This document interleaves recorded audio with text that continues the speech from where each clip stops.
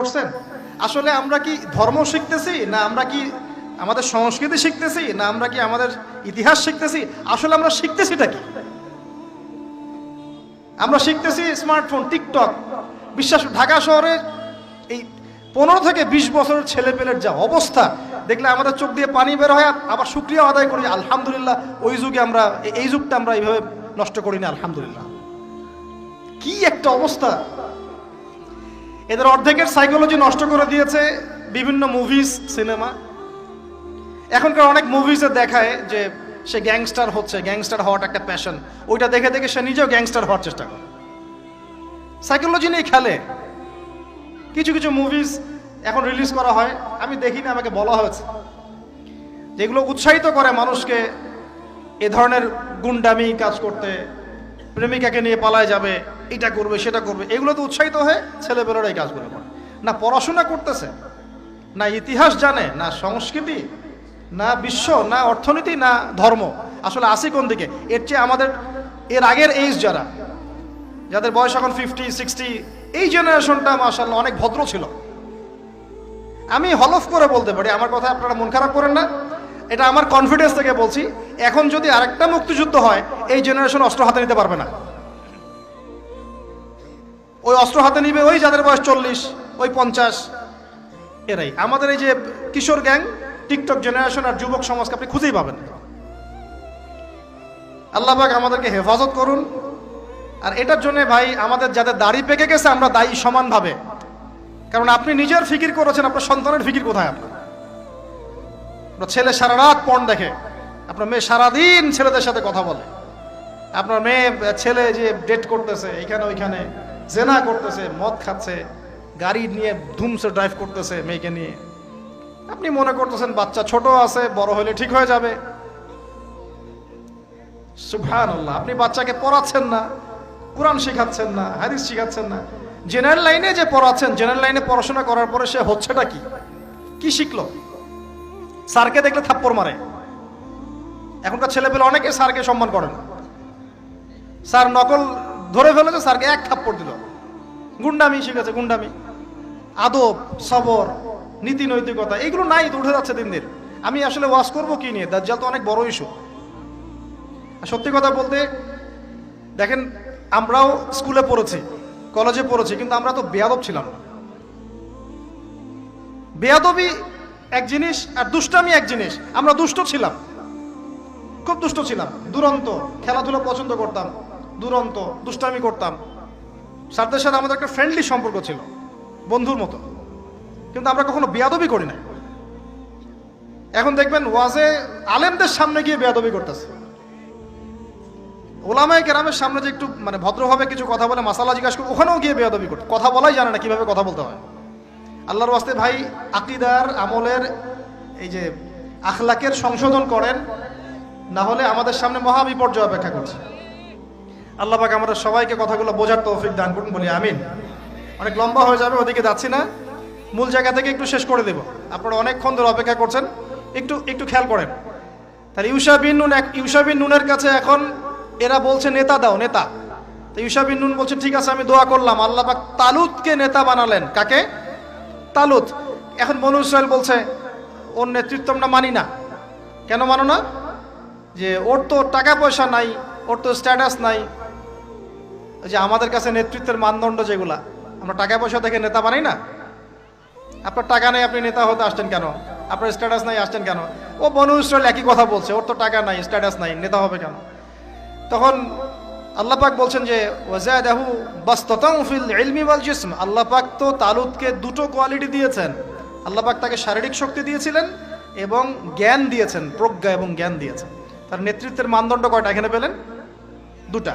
শারীরিক শক্তি থাকতে হবে ঠিকঠাক, ফিজিক্যালি স্ট্রং না হলে তো সে ডিল করতে পারবে না। আর মেধা থাকতে হবে, জ্ঞান। তা আসলে কি এই দুইটা এখন নেতৃত্বের মানদণ্ড? সুবহানাল্লাহ। অদ্ভুত সিস্টেম বিশ্ববাসীকে দেওয়া হয়েছে। বিশ্ববাসীকে একটা অদ্ভুত সিস্টেম দেওয়া হয়েছে।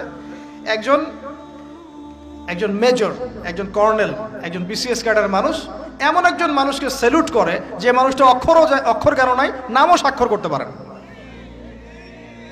এবং সে বিভিন্ন জায়গায় দুর্নীতি করে আসছে, টাকা পয়সা লুটপাট করে আসছে। একজন বিসিএস ক্যাডার এবং একজন আর্মি অফিসার, একজন জেনারেল, একজন মেজর তাকে স্যালুট করতেছে। কি সিস্টেম! অথচ তার চাইতে এই ব্যক্তি নেতৃত্ব পাওয়ার অনেক বেশি যোগ্য। জ্ঞান তার আছে এবং শারীরিক শক্তি তার আছে, তার প্রশিক্ষণ আছে, সবকিছু তার মধ্যে আছে। কি সিস্টেম বিশ্ববাসীকে দেওয়া হয়েছে! সুবহানাল্লাহ। আমি ফিলোসফিও পড়েছি অনেকদিন। অ্যারিস্টটল এবং প্লেটোদের যুগে এটাকে বলা হতো দি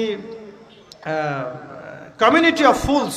একটা পড়ে দেখবেন, স্যার সলিমুল্লাহর লেখা অনেকগুলো বই আছে, এর মধ্যে পড়ে দেখেন।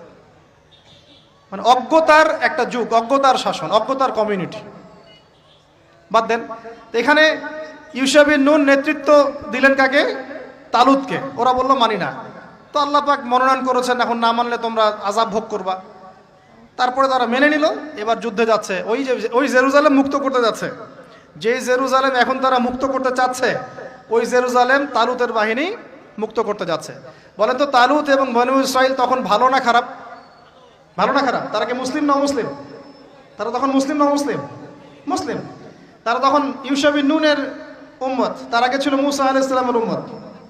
এবার তালুত বললেন যে আল্লাহ পাক তোমাদেরকে পরীক্ষা করবেন, সামনে নদী আছে, এই নদীর পানি পান করতে পারবে না।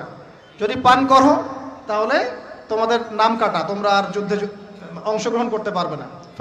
ফামান শারিবা ফালাইসা মিন্নি, যে ব্যক্তি এখান থেকে পানি পান করবে সে আমার অন্তর্ভুক্ত না। ওয়ামান লাম ইয়াতআমহু ফাইন্নাহু মিন্নি, যে ব্যক্তি এখান থেকে পানি পান করবে না সে আমার সাথে যুদ্ধে যেতে পারবে।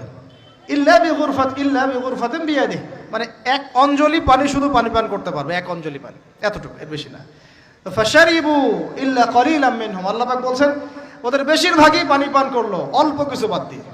অল্প কিছু সংখ্যা তাফসীরে এসেছে 313 জন বাদ দিয়ে, 313 জন বাদ দিয়ে, 313 যে বদরে, এখানেও। তো এবার এই 313 জনকে নিয়ে তালুত এগিয়ে গেল, গিয়ে দেখলো বিশাল বাহিনী, বাপরে বাপ, একদম আমালেকা সম্প্রদায়ের।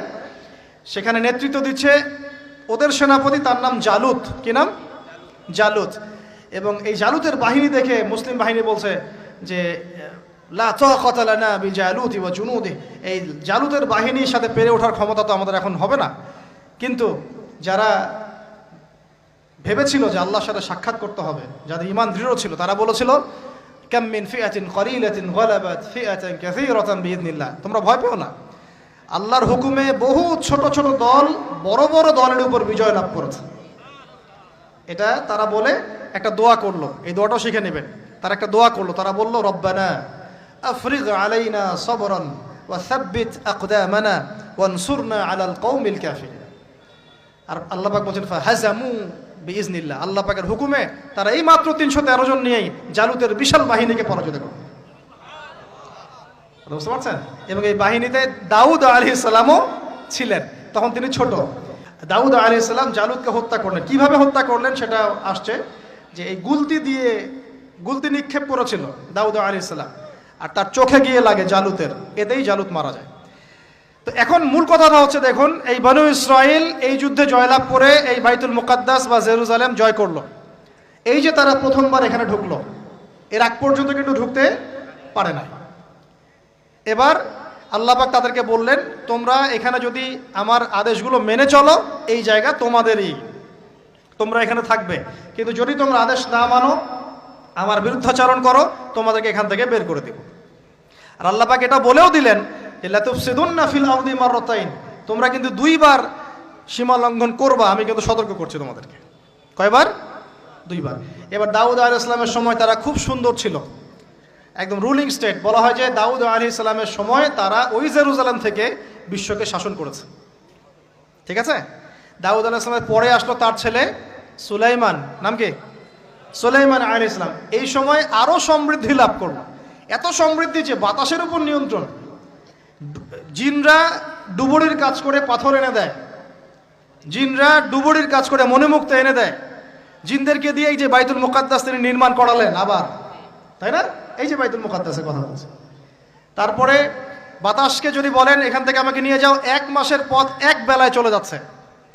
পিঁপড়া হাঁটছে, সুলাইমান আলাইহিস সালাম পিঁপড়ার ভাষা বোঝেন, পাখির ভাষা বোঝেন, তারা তেলাওয়াত করেন, মাছ এসে তেলাওয়াত শুনে।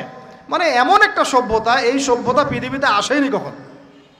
এবং আপনি যতই সায়েন্স অ্যান্ড টেকনোলজির কথা বলেন না কেন, এই লেভেলে আপনি যেতে পারবেন না, কখনো পারবেন না। কারণ সুলাইমান আলাইহিস সালাম একটা দোয়াও করেছিলেন, রব্বি হাবলি মুলকান, আল্লাহ আমাকে এমন রাজত্ব দান করো, লা ইয়ামবাগি লি আহাদ, যেমন রাজত্ব আপনি কাউকে দেন নাই কখনো। পৃথিবীর ইতিহাসে সুলাইমান আলাইহিস সালামের মতো রুলিং স্টেট কোনোদিনও ছিল না, আসবেও না।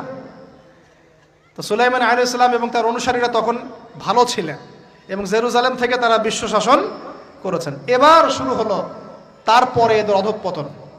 অধঃপতন শুরু হতে হতে এমন একটা জায়গায় চলে গেল যে জেনা, এই মদ খাওয়া, এই সুদ খাওয়া, এই মানুষকে হত্যা করা, এমনকি নবীদেরকে হত্যা করা, এমন কোনো পাপ নাই করতে বাকি রাখলো না।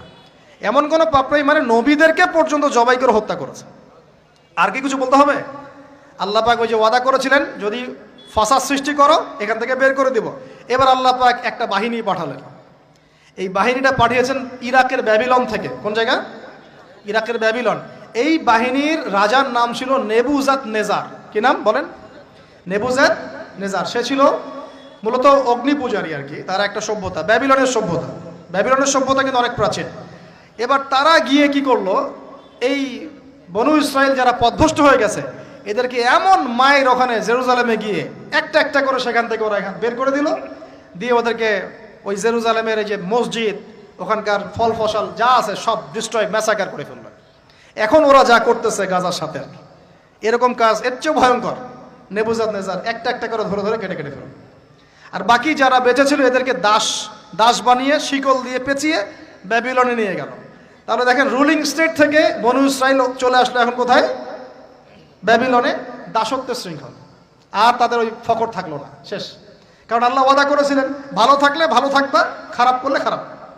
যেমন আল্লাহ পাক আমাদের সাথে ওয়াদা করেছেন না, উম্মতে মুহাম্মাদি যদি আমার আনুগত্য করো, মুহাম্মদ সাল্লাল্লাহু আলাইহি ওয়াসাল্লামের আনুগত্য করো, তোমরাই বিশ্বের নেতৃত্ব দিবা। আর যদি না করো, ওই যে তোমাদের উপর কাফেরদেরকে চাপাই দিব, তাই না? এখন এরকমই আল্লাহ পাকের সুন্নাত একদম সেম। ইতিহাস খালি ঘুরছে আর ঘুরছে, কখন ওদের পাল্লায় কখন আমাদের পাল্লায়। বিশ্বের ইতিহাসটা একদম প্যারালাল, খেয়াল করে দেখবেন। এবার এই ব্যাবিলনে চলে আসার পরে এরা দাস, কাজ করলে খাইতে পারে, না করলে খাইতে পারে না। দেখেন কোন জায়গা থেকে আল্লাহ কোথায় নিয়ে আসলেন। আজকে আমরা যে 1200 বছর ওয়ার্ল্ডটাকে শাসন করেছি, কেউ বিশ্বাস করবে এখন? আমরা যে মুসলিম উম্মাহ, প্রায় 1200 বছর মুহাম্মদ সাল্লাল্লাহু আলাইহি ওয়াসাল্লামের পর থেকে এই বিশ্বটাকে আমরা শাসন করেছি, এখন কেউ বিশ্বাস করবে? এখন যদি পশ্চিমারা বলে যে তোমাদেরকে স্যাংশন দিয়ে দিব, ব্যাস তখন আমাদের দেখা যায় যে সমস্যা হতে পারে। কেউ যদি বলে তোমরা যদি বাড়াবাড়ি করো টাকার মান কমে যাবে, আমরা বলি বাপরে বাপ, তাহলে তো বাড়াবাড়ি করা যাবে না। আমরা কি ওদের উপর রুল করতে পারি এখন? সরাসরি কথা বলেন না, পারি না। কিন্তু একসময় পারতাম মানে ওরা জিজিয়া দিয়ে আমাদের দেশে থাকতো, জিজিয়া কর, ট্যাক্স দিয়ে আমাদের দেশে থাকতো।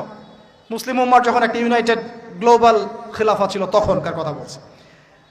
তো এভাবে পালা বদল হয়। তো ওরা কখনো ভাবতে পারে নাই যে ব্যাবিলনে এসে এইভাবে জেইলের জীবন কাটাতে হবে।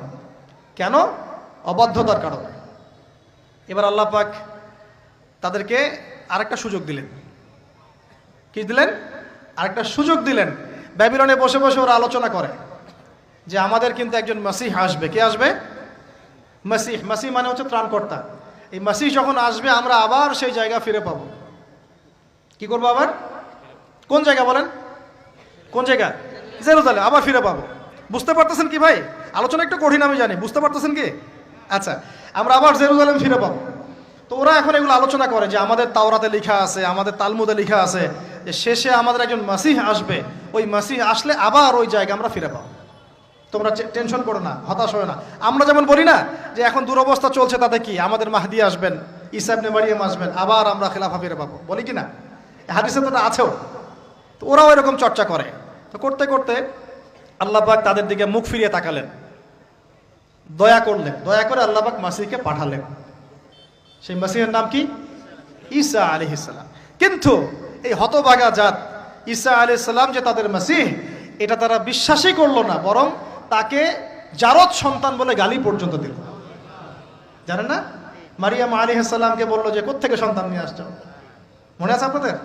নিজেদের মাসিহকে তারা চিনতে পারলো। ঠিক আমাদের উম্মতে মুহাম্মাদির মধ্যে এমন অনেক মুনাফিক থাকবে যারা ইমাম মাহাদিকে চিনতে পারবে না। দেখিয়েন, ওই সময় যখন মাহাদির বাহিনী বের হবে বলবে সন্ত্রাসী বের হয়েছে। ইমামুল মাহাদি মানুষের মুখের ভাষায় কথা বলবেন না, অস্ত্রের ভাষায় কথা বলবেন। জি, হাদিসে স্পষ্ট আছে, লা তুকাতিলুনাল ইয়াহুদ, তোমরা অবশ্যই ইহুদের সাথে যুদ্ধ করো। মুখ দিয়ে যুদ্ধ হয়। ওয়ালা তাকতুলুন্নাহুম, অবশ্যই ওদেরকে তোমরা হত্যা করবে। এমনকি যদি গাছের পিছনেও পাথরের পিছনেও কেউ লুকায়, পাথর গাছ কথা বলবে, হাত্তা ইয়াকুলুস শাজার, গাছ কথা বলবে গারগাত বাদ দিয়ে, ইয়া মুসলিম, হে মুসলিম, ইন্না ওয়ারাইল ইয়াহুদ তাআল ফাকতুলহু, আমার পিছনে ও লুকিয়ে আছে, আসো হত্যা করো যাও। তো বাই দ্য ওয়ে, এখন আল্লাহ পাক রহম করলেন, মসিহ পাঠালেন, চিনতে পারলো না, বিশ্বাস করলো না, তাকে জারদ সন্তান বলে গালি দিল। শুধু তাই না, ঈসা আলাইহিস সালামকে তারা হত্যার চেষ্টা পর্যন্ত করল। করে নাই হত্যার চেষ্টা? তারা সূরা মাইদা নিসা পড়ে দেখেন, তারা বলে, ফখর করে বলে ইহুদিরা, ইন্না কাতালনাল মাসিহ ইবনে মারইয়াম, আমরা ঈসা আলাইহিস সালামকে হত্যা করেছি। রাসূলুল্লাহ, যে আল্লাহর রাসূল ছিল, আল্লাহ বলছেন ওয়ামা কাতালুহু, তারা তাকে হত্যা করতে পারে নাই। ওয়ামা সালাবুহু, তারা তাকে ক্রুশবিদ্ধ করতে পারে নাই। বাল রাফাআহু আল্লাহু ইলাইহি, বরং আল্লাহ পাক তাকে তার কাছে উঠিয়ে নিয়েছে।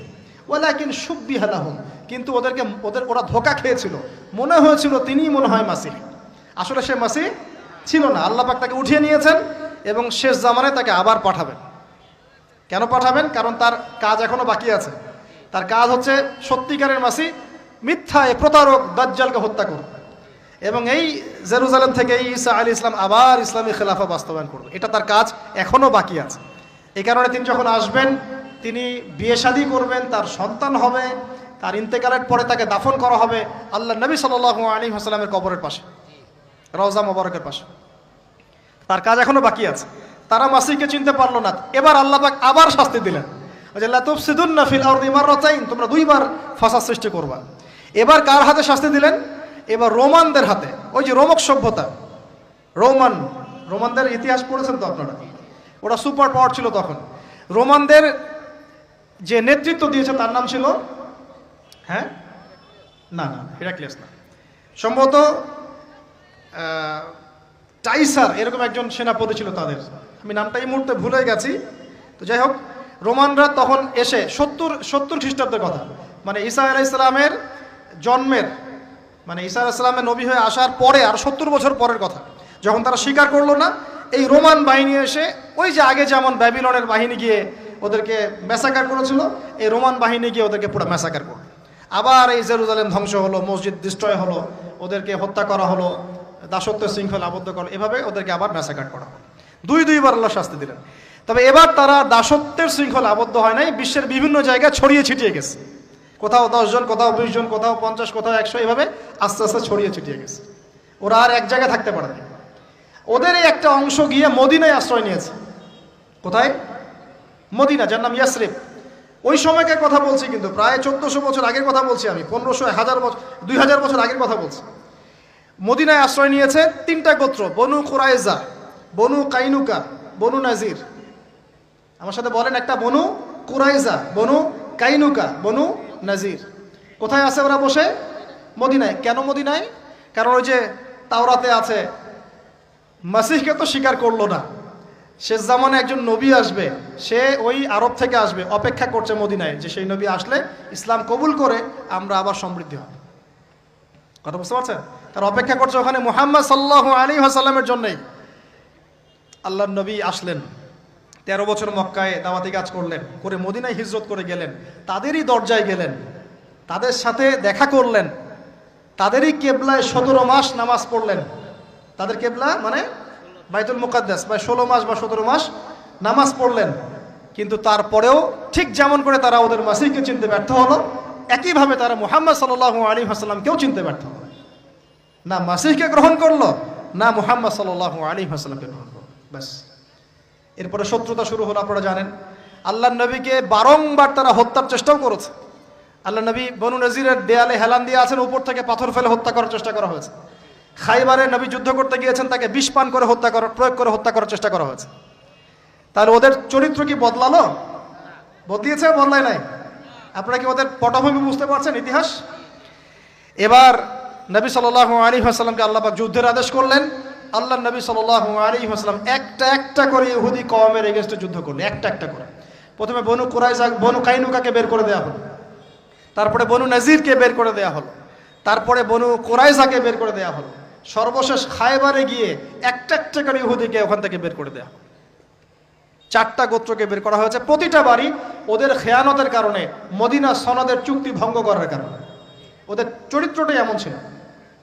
আমরা চুক্তিবদ্ধ ছিলাম যে আমরা তোমার সাথে যুদ্ধ করব না, তোমরা আমার সাথে যুদ্ধ করবে না, আমাদের শত্রুদের বিরুদ্ধে তোমরা তাদেরকে সাহায্য করতে পারবে না। কিন্তু এই ইহুদিরা কুরাইশদেরকে সাহায্য করে, ওদের সাথে আতাত করে আমাদের বিরুদ্ধে গদ্দারি করেছে। এই কারণে আমরা কি জুলুম করেছিলাম? আল্লাহ পাক কি জুলুম করতে পারেন? না। এবার তাদেরকে বের করে শুরু দেয়াই হয় নাই। আমাদের নবী সাল্লাল্লাহু আলাইহি ওয়াসাল্লাম ইন্তেকালের কয়েকদিন আগে বলে গিয়েছিলেন, ইন্তেকালের কয়েকদিন আগে, যে আমার ইন্তেকালের পরে এই জাজিরাতুল আরব থেকে তোমরা ইহুদিদেরকে বের করে দিও। কে বলে গেছেন? আর সেই কওমের সাথে এখনকার মধ্যপ্রাচ্যের যে আরব কান্ট্রিগুলো আছে, এরা উপরে না ভিতরে ভিতরে হাত পেতে আতাত করে বসে আছে। সুবহান, লজ্জা আমাদের, লজ্জা, ধিক্কার আমাদের। ওদের ওদের প্রত্যক্ষ পরোক্ষ মদদে এই রাষ্ট্রটা টিকে আছে। চতুর্দিক থেকে 8-10টা মুসলিম কান্ট্রি মিলে যদি একত্রিত হয়, ওখানে থাকতে পারতো? তাই মনে হয়? মসনদের জন্যে, দুনিয়ার স্বার্থে, অর্থের স্বার্থে আমরা এই কাজগুলো করেছি, করে যাচ্ছি, এখনো করে যাচ্ছি। আতাতের হিস্ট্রি বলতে গেলে সারা রাত যাবে, আপনাদের ধৈর্য ধরতে পারবেন না। এই 1917-18 সালের দিকেও এই নাজদিরা, 1917-18 সালের দিকেও নাজদিরা এই ব্রিটেনের সাথে আতাত করে তুর্কিদের নিয়োজিত যে ইয়ারা ছিল, শাসকরা ছিল, তাদের বিরুদ্ধে বিদ্রোহ করে আরব রাষ্ট্র কায়েম করেছে। আমরা শুধু এতটুকু জেনে রাখেন যে তারা এই জায়গায় আসতে পারতো না যদি মুসলমান মুনাফেকরা ওদের সাথে হাতাত না করতো। আল্লাহ নবী তাদেরকে বের করে দিলেন এবং ইন্তেকালের কয়েকদিন আগে বলে গেলেন যে বাকিগুলোকে তোমরা বের করে দিও। তাদের সাথে আমাদের আজকে এই আতাত। এখন আসেন, এই অবস্থা চলে যাওয়ার পরে মুসলিমরা বিশ্ব শাসন করেছে। প্রথমে 4 খলিফার যুগ চলে গেছে, উমাইয়াদের যুগ চলে গেছে, আব্বাসীয়রা চলে গেছে, ফাতিমিরা চলে গেছে, আন্দালুসিয়া চলে গেছে, তারপরে মামলুক শাসন চলে গেছে, মুঘলদেরটা চলে গেছে, তুর্কিদেরটা চলে গেছে। এভাবে প্রায় 1200 বছর এই বিশ্বের মধ্যে আমরা দাপটের সাথে মাথা তুলে শাসন করেছি। তখন এই বনু ইসরাইলরা তার বনু ইসরাইল নাই, এরা হয়ে গেছে ইহুদি। কি হয়ে গেছে? ইহুদি। এবং এরা কিন্তু ওই জেরুজালেম দখলের পায় তারা ছাড়ে নাই। তাহলে এবার কি করলো তারা? এবার এই যে এই জায়গা থেকে বোঝেন শেষ অংশ এটা। এবার 1914 সালে চলে আসে। কত সাল? 1914 সাল। বজনিয়ায় আমরা বলি যে সামার অফ 1914, বজনিয়াতে একজন রাজা হাঁটছেন রাস্তা দিয়ে। এখন ইহুদি এবং খ্রিস্টানদের মধ্যে একটা জোট হয়ে গেল। এর মধ্যে এই জোটের নাম জায়নিস্ট মুভমেন্ট। এরা মানে প্ল্যান করলো যে রাজাটাকে শেষ করতে হবে। তো রাজা ফার্ডিন্যান্ডকে তারা শেষ করে দিয়ে অস্ট্রিয়া হাঙ্গেরির বিরুদ্ধে রাশিয়াকে লেলিয়ে দিল। এমনভাবে সুরাক ছেড়ে গেল, প্রমাণ ছেড়ে গেল যেন ওইটা রাশিয়া পর্যন্ত গড়ায়। ব্যাস, এরা যুদ্ধে নেমে পড়লো। এই যুদ্ধে রাশিয়ার পক্ষ নিয়ে নিল ব্রিটেন, তার সাথে আসলো এই ইতালি, ফ্রান্স, আর এইদিকে অস্ট্রিয়া হাঙ্গেরির সাথে চলে আসলো জার্মানি। এই যে প্রথম বিশ্বযুদ্ধ শুরু হয়ে গেল, ম্যাসাকার অবস্থা। আমরা এগুলো পড়েছি ইউনিভার্সিটিতে, কিন্তু এইটুক পর্যন্ত আমাদেরকে পড়ানো হয়েছে, কিন্তু এর পিছনের গল্প তারা আমাদেরকে বলতে পারে নাই। এর পিছনের গল্পটা আমরা কোরআন থেকে জেনেছি, হাদিস থেকে জেনেছি। এই ফার্স্ট ওয়ার্ল্ড ওয়ারের মূল উদ্দেশ্য এই কয়েকটা মানুষকে মেরে ফেলা ছিল না। উদ্দেশ্য ছিল ব্রিটেনের উত্থান এবং ওর হাত ধরে তুর্কিদের বিরুদ্ধে যুদ্ধ করে জেরুজালেমের পুনরুদ্ধার। তাই 1914 থেকে 1918-এর মধ্যে এই জেরুজালেম তারা আবার দখল করে ফেললো তুর্কিদের বিরুদ্ধে যুদ্ধ করে। এবং আমি বলেছি কিছু মুসলিম নামধারী মুনাফেক এদের সাথে যোগ দিয়েছে। এবং এই ডিক্লারেশনটাকে বলা হয় বেলফোর্ট ডিক্লারেশন। আপনারা পড়ে দেখেন, বলার সময় এত লম্বা। এটাকে বলে বেলফোর্ট ডিক্লারেশন। স্বাধীন ফিলিস্তিন রাষ্ট্রের মধ্যে একটা ছোট্ট ভূখণ্ড তারা চাইলো, দাবি করলো। ঠিক আছে, এই ছোট্ট ভূখণ্ডের পরিমাণ ছিল মাত্র 6%। ওই 6 হয়েছে এখন 76। কত হয়েছে? 76। এই জায়গাটা দেয়া হলো। জায়গাটা দেওয়ার পর ব্রিটেনের সহযোগিতায় তারা 1948 সাল পর্যন্ত এভাবে দাপটের সাথে ওই জায়গাটা দখল করতে লাগলো। প্রতিদিন একটু একটু করে জায়গা বাড়াচ্ছে, জমি দখল করছে, মা বোনদের ইজ্জত দিচ্ছে, ওই ভাইকে হত্যা করছে। কার সহযোগিতায়? একা একা করতে পারছে? কোন রাষ্ট্র তাকে সহযোগিতা করছে বলেন? না, এখন ওই সময় ব্রিটেন করেছে। ওই সময় ব্রিটেন করেছে, এবং সে তখন রুলিং স্টেট ছিল। আমাদের এখানেও তো সে 200 বছর শাসন করছে, করে নাই? তখন অর্থনৈতিক নিয়ন্ত্রণ ওর কাছে, ওই যে পাউন্ড ওর কাছে, পুরো ওয়ার্ল্ডের পলিটিক্যাল নিয়ন্ত্রণ ওর কাছে, অস্ত্রশস্ত্র নিয়ন্ত্রণ ওর কাছে, ও তখন রুলিং স্টেট। ওর প্রত্যক্ষ সহযোগিতায় এই জায়নিস্ট ইহুদিরা মিলে এই জায়গাটা আবার দখল করল 1914 থেকে 18-র মধ্যে। এরপর চলতে লাগলো 48 সাল পর্যন্ত। দেখলো যে না, ব্রিটেনের তো এখন দম শেষ, বয়স হয়ে গেছে, নতুন কাউকে লাগবে। লঞ্চ করা হলো দ্বিতীয় বিশ্বযুদ্ধ, এবং দ্বিতীয় বিশ্বযুদ্ধের পরে নতুন একজন রুলিং স্টেট বিশ্বের বুকে মাথা তুলে দাঁড়ালো, যার নাম হচ্ছে ইউএসএ। ব্রিটেনের রোল শেষ, এখন ইউএসএ। ব্রিটেন যা করেছিল ওদের সাথে, ইউএসএ ঠিক তাই করতে লাগলো, ওদেরকে সাপোর্ট করতে লাগলো। রহস্যজনক না বিষয়টা? এখন আপনারা মিলাই নিয়েন, দাজ্জালের প্রথম দিন 1 বছরের সমান কিভাবে, দ্বিতীয় দিন 1 মাসের সমান কিভাবে, আর পরের যে 7 দিন 1 সপ্তাহের সমান সেটা আবার কিভাবে হবে। প্রথমে ব্রিটেন ওদেরকে যেভাবে সাপোর্ট দিল, ঠিক একই সাপোর্ট ইউএসএও তাদেরকে দিতে থাকলো, বরং আরও বেশি পরিসর। বলেন তো, খ্রিস্টানদের ওই জায়গাটার সাথে কি সম্পর্ক, কি দরকার? কারণ ওরা যাকে মাসিহ মনে করে, খ্রিস্টানরাও তো বলে সে দাজ্জাল, অ্যান্টিক্রাইস্ট। আমাদের সাথে ওদের কথা এখানে মিল আছে। যাই হোক, একই সাপোর্ট তারা দিতে লাগলো, দিতে দিতে দিতে ওদেরকে এত শক্তিশালী জায়গায় নিয়ে গেল যে বিগত প্রায় 70-75 বছরে এখন ওরা যা ইচ্ছা তাই করতে পারে, যা ইচ্ছা তাই। পলিটিক্যাল অ্যাফেয়ার্সের নিয়ন্ত্রণ ওর কাছে। সে ইউনাইটেড নেশনস ফর্ম করলো, সে ওয়ার্ল্ড ব্যাংক ফর্ম করলো। ব্রিটেনের সে অর্থনৈতিক নিয়ন্ত্রণ চলে গেল। এখন ডলার আসলো, পাউন্ডের জায়গায় কি আসলো? ডলার। পাউন্ডের জায়গায় ডলার চলে আসলো।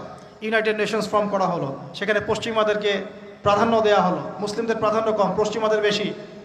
ইউরোপীয় ইউনিয়ন ফর্ম করা হলো, আস্তে আস্তে ওয়ার্ল্ড ব্যাংক ফর্ম করা হয়েছে, IMF ফর্ম করা হয়েছে। একটা একটা করে করতে করতে করতে চতুর্দিক থেকে মুসলিমদের গলার মধ্যে একদম রশি চেপে ধরা হয়। কত বছরে? 70 থেকে 75 বছরের মতো, সেকেন্ড ওয়ার্ল্ড ওয়ারের পর থেকে। এখন আরবরা চুপ করে বসে থাকে নাই, অনেক সময় কয়েকবার যুদ্ধও করেছে তারা। 56-র দিকে একবার, আপনার 67-র দিকে একবার, আপনার 73 সালের দিকে একবার। যুদ্ধ করতে করতে তারা আর পেরে ওঠে নাই। এখন আপনাদের কাছে কি মনে হচ্ছে না বিষয়টা খুব রহস্যময়? কারা এরা, যাদের কোনো ল্যান্ড ছিল না, উদ্বাস্তু ছিল, জেলখানায় জীবন কাটালো, ব্যাবিলনে জায়গা ছিল না, আবার ওই যে রোমানরা সরিয়ে দিল, আবার মুহাম্মদ সাল্লাল্লাহু আলাইহি ওয়াসাল্লাম বের করে দিলেন। কি তারা কোথা থেকে এত শক্তি গেইন করে আবার জেরুজালেম দখল করে বিশ্বটাকে রুল করা শুরু করলো? আপনাকে প্রথমে যে ক্যারেক্টারের কথা বলেছি, মাসিহুদ দাজ্জাল, এই দাজ্জাল এই জিউসদেরকে নিয়ে সারা বিশ্বকে শাসন করবে। কারণ আপনি যদি ইন্টেলেকচুয়াল অডিয়েন্স হয়ে থাকেন, আপনি বুঝে নেন যে আসলে দাজ্জাল আসার আর কতদিন বাকি থাকতে পারে। সে নিজে না আত্মপ্রকাশ করলেও তার অনুসারীদেরকে অলরেডি মাঠ রেডি করে ফেলা হয়েছে, করা হয় নাই? এখন সে সরাসরি বিশ্বের নিয়ন্ত্রণ নেওয়ার জন্য আরেকটা যুদ্ধের দরকার আছে। এই জন্য মিলিটারি অ্যাফেয়ার্স যারা ঘাটাঘাটি করেন তারা বারবার বলছেন যে 3rd ওয়ার্ল্ড ওয়ার আসছে সামনে, এবং এই ওয়ার্ড যখন লঞ্চ করা হবে, যেটা হাদিসের ভাষায় বলা হয়েছে মালহামা, এটা যখন লঞ্চ করা হবে দেখবেন মুসলিমদেরকে মেরে কেটে পিস পিস করে ফেলা হয়েছে। এগুলো কিছুই না যা দেখছেন এখন, আরো ভয়ঙ্কর যুদ্ধ সামনে হতে পারে। তারপরে দেখবেন বিশ্বের বুকে পুরো একচ্ছত্র মালিকানা অধিকার নিয়ে দাঁড়ায় যাবে এই ইসরায়েলকে। আপনি ভাবছেন এর পতন এত তাড়াতাড়ি হয়ে যাবে? ভুল। আপনার কনসেপ্ট, ফিলোসফি এবং ইন্টারপ্রিটেশনের মধ্যে ভুল আছে। কারণ আপনি এক চোখ দিয়ে দেখছেন, কোরআন সুন্নাহর চোখ দিয়ে দেখা শেখেন আগে। মিলিটারি অ্যাফেয়ার্স আর পলিটিক্যাল অ্যাফেয়ার্সে ঘাটাঘাটি করে এতটুকু বোঝা যাবে শুধু যে আমি ইউনিভার্সিটিতে বুঝেছি। এখন যেটা বললাম শেষটা ততক্ষণ হচ্ছে না যতক্ষণ না অর্থ ব্যবস্থা, মনিটারি সিস্টেম, পলিটিক্যাল অ্যাফেয়ার্স নিয়ন্ত্রণ করছে কি করছে না বলেন দেখি। সহজ কথা বলেন, ইউএসএ এর সিনেট কারা নিয়ন্ত্রণ করে? ওরাই। ওয়ার্ল্ড ব্যাংক কার নিয়ন্ত্রণে? তার। IMF কার নিয়ন্ত্রণে? তার। মিডিয়া কার নিয়ন্ত্রণে? তার। বড় বড় গোয়েন্দা সংস্থা কাদের? ওদের। কয়টা মুসলিম কান্ট্রি ওদেরকে টক্কর দিতে পারে? আমরা যদি চাই, মনে করেন আমরা চিন্তা করলাম যে আমরা এখানে একটা পারমাণবিক গবেষণাগার বানাবো, আপনি বানাতে পারবেন না। আপনি পারবেন না বানাতে, বিকজ আপনাকে এইভাবেই নিয়ন্ত্রণ করা, মনিটর করা হবে। আপনি ফেসবুক খুলে খালি বলবেন যে আমি একটা গাড়ি কিনতে চাই, আপনাকে কালকে গাড়ির অ্যাড দেখানো হবে। আমরা যা বলছি, যা করছি, এমনকি যে পোশাক পরে ঘুমাচ্ছি সেটাও মনিটর হয়ে যাচ্ছে। কি মনে করেছেন দাজ্জালের ইস্যুটা এত সহজ না? অনেক কঠিন, অনেক জটিল, এবং তাদের ক্ষমতা অনেক সুপিরিয়র হবে। কিন্তু এটাই পৃথিবীর শেষ না। এরপরে আল্লাহ রাব্বুল আলামিন আমাদেরকে জানিয়েছেন হাদিসে, নবী সাল্লাল্লাহু আলাইহি ওয়াসাল্লামের মাধ্যমে, মালহামাতুল কুবরা লঞ্চ করার পরে আল্লাহ রাব্বুল আলামিন এই মুসলিম উম্মার এই দুরবস্থা কাটানোর জন্য ইমামুল মাহদিকে পাঠাবেন ইনশাআল্লাহ। কোত্থেকে আসবেন? নবীজি বলছে যখন দেখবে খোরাসান থেকে ব্ল্যাক ফ্ল্যাগসগুলো বের হয়ে গেছে, এভাবে আসছে হাদিসে, বরফের উপরে সাঁতার কেটে হলেও তাদের সাথে যোগ দিব। ওই সময় ওয়ার্ল্ডের অবস্থা কেমন থাকবে আমরা জানি না, হাদিসে এভাবে আছে। নবীজি বলেছেন খোরাসান থেকে যে মুজাহিদিনরা বের হবেন তাদেরকে কোনো বাহিনী পরাস্ত করতে পারবে না, এমনকি তারা জেরুজালেম পর্যন্ত পৌঁছে ওটাকে জয় করবে। হাদিসে আসছে, কিছু করার নেই। হাদিস সহিহ না জয়ীফ না জাল, ওলামায়ে কেরামকে জিজ্ঞাসা করে নিন, এটা হাদিসে আছে, কিছু করার নেই। পৃথিবীর ভবিষ্যৎ লেখা হয়ে গেছে। ইমামুল মাহদি এখান থেকে মদিনা থেকে তিনি পালিয়ে চলে আসবেন মক্কায়। তিনি নেতৃত্ব নিতে চাইবেন না, মানুষ জোর করে তাকে নেতৃত্ব দিবে। হাজার আসওয়াদ এবং মাকাম ইব্রাহিমের মাঝখানে তার হাতে বায়াত নেওয়া হবে। কতজন বায়াত নেবেন? 313 জন। 300। এরপর শাম থেকে একটা বাহিনী তার সাথে যুদ্ধ করতে আসবে। আল্লাহ পাক তাদেরকে মক্কা মদিনার মাঝখানে বাইদা নামক জায়গায় ধসিয়ে দিয়ে দিবে, ধসে যাবে, সব আসতে পারবে না।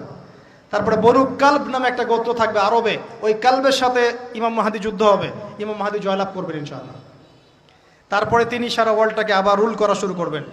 হাদিসে আসছে তিনি গুনে গুনে গনিমতের মাল দিবেন না, মুষ্টি ভরে ভরে মুসলমানদেরকে দান করবেন ইনশাআল্লাহ। তারপরে বের হবে মাসিহুদ দাজ্জাল মানুষের রূপে, ওই যে 4টা জায়গার কথা বললাম, সে বের হবে ইত্যাদি ইত্যাদি। এবার সে মানুষের রূপ ধরে আমাদের সমাজে প্রবেশ করবে এবং তার অনুসারীদেরকে নিয়ে ম্যাসাকার করা শুরু করবে। কিন্তু মুসলিমদের মধ্যে একটা বাহিনী শেষ পর্যন্ত তার সাথে যুদ্ধ করতে থাকবে, শেষ পর্যন্ত। লা তুকাতিলুনাল ইয়াহুদ, এমনকি গাছের পিছনে ওরা লুকালেও আল্লাহ নবী বলছেন যে গাছ পাথর কথা বলবে আমার পিছনে আছে, এসো মেরে যাও। হতে হতে হতে হতে যখন মুসলিমরা একটু কোণঠাসা, আল্লাহ পাক পাঠাবেন আসমান থেকে ওই মাসিহকে, যে মাসিহকে তারা চিনতে পারে না। আর ওরা যাকে মাসিহ মনে করছে, তাহলে এই মাসিহটা কে? এ মিথ্যা মাসিহুদ দাজ্জাল।